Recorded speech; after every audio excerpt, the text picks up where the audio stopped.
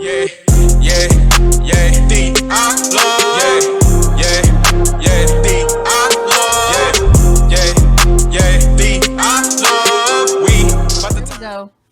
So, a lot of people wanted to correct who's on the D line and who's a linebacker because some players like Niles Gaddy on the website they say linebacker, but apparently he's gonna be on the D line.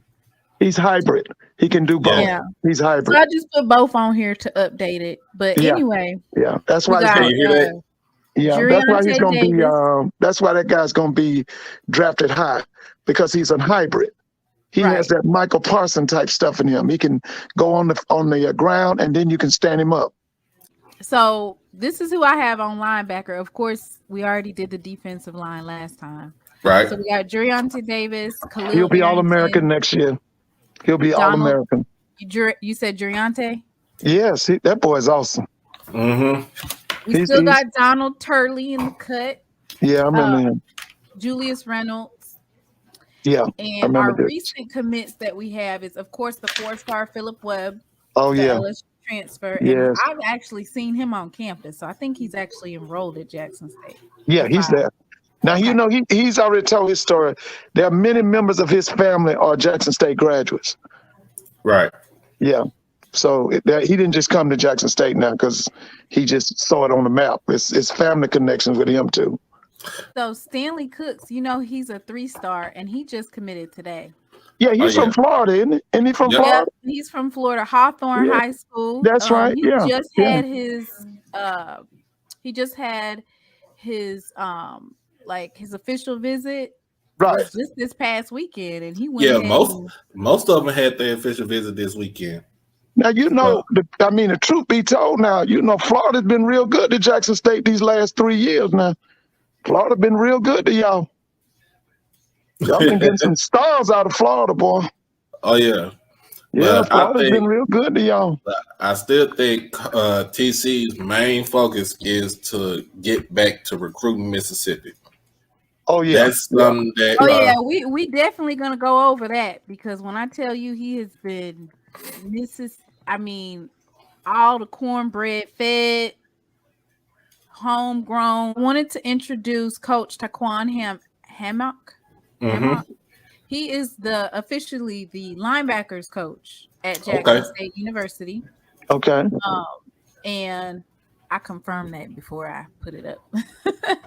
But a little bit about his history. He used to play at Michigan State. Who was his head coach? Was it D'Antonio?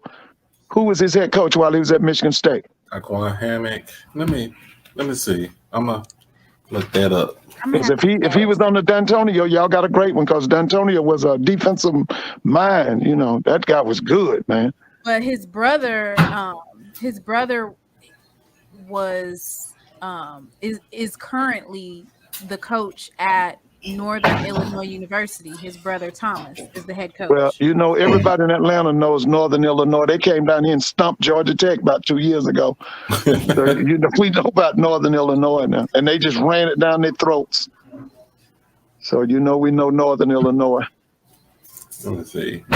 So Taquan, he was at Northern Illinois also. So who was his head coach while he was at Michigan State? Was it D'Antonio?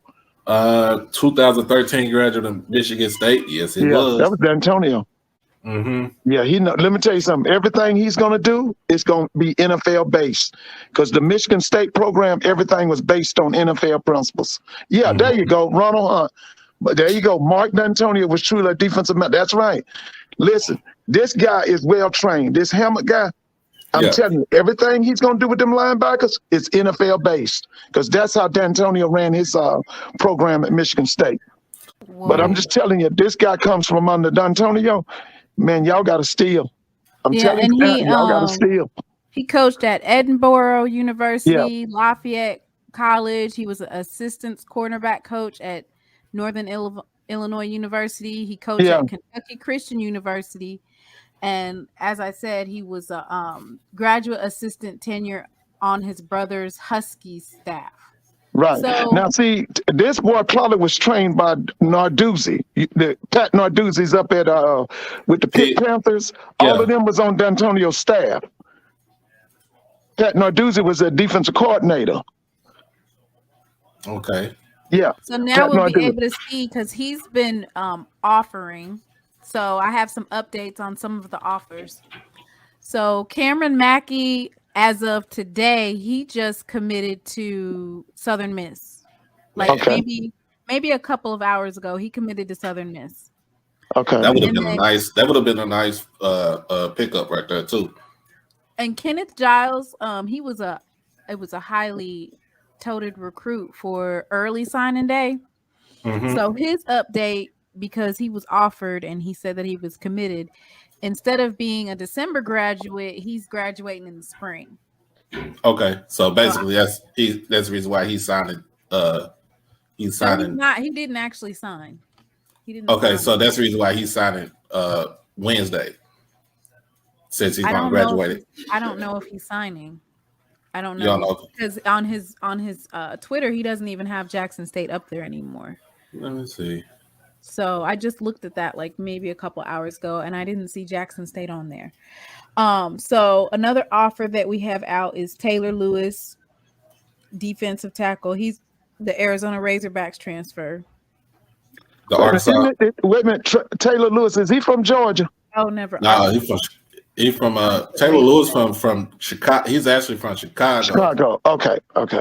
Yeah, I think. See, somebody said that he just took a visit to San Diego State. Oh, and I got Arkansas instead of.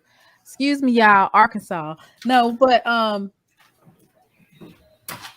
yeah, I don't think Kenneth Giles. I don't think he's still committed to Jackson State, just because it kind of changed on his page. Because at first it said he committed, and then he had Jackson State in there.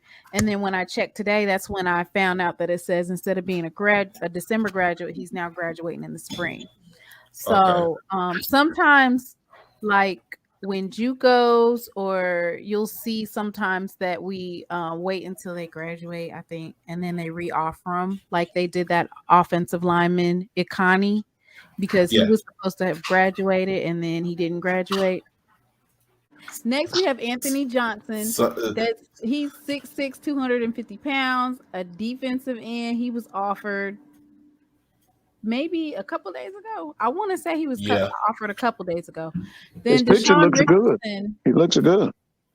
Deshaun Richardson, I thought he committed as well. And when I looked at his page, I didn't see Jackson State on there. So and then we have Junior Helmuli. He's a new offer. I think he's been offered in the last 2 days, and he's a middle linebacker. For the defensive lineman that's been offered, but they feeling kind of iffy about where they want to go, just take a look at who you getting coached by. Getting coached by Jeff Weeks. Like I said, Jeff Weeks turned James Houston from your average typical inside linebacker to a damn good edge rusher. Yeah, he did. They lit a fire under him at Jackson State. Yeah, I mean, I would be toting that on every conversation that I have. Is we got Jeff Weeks on here. You can see the progression of James Houston. Everybody watched Coach Prime documentary. You see him fighting with his coaches because he doesn't feel like they're respecting his playing ability at linebacker, and they're telling him, "Listen, you were going to be second, possibly third string if you try to play linebacker. We know what we're talking about." I mean, that was a great move. That's right. That was money.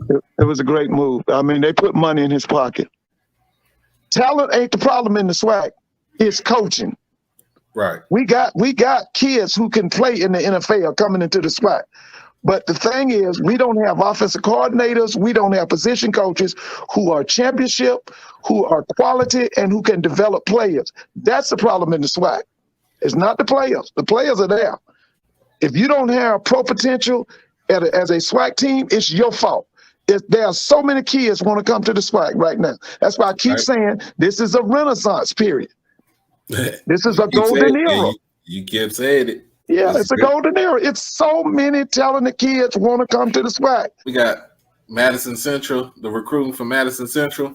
You know who will be real happy about this, and he's still happy about this, is Ken Clark, because that's his alma mater right there.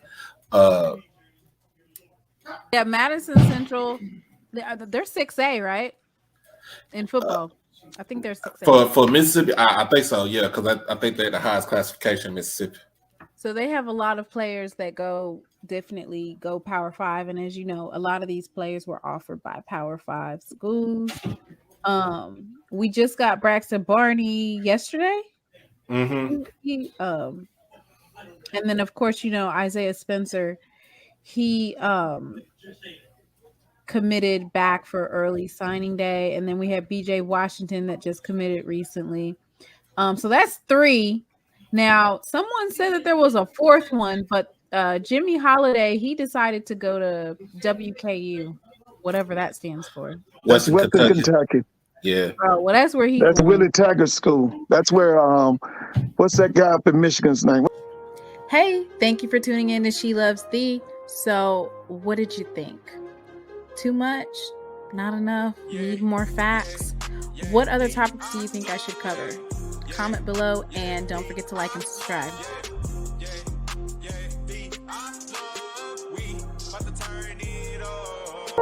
Yeah,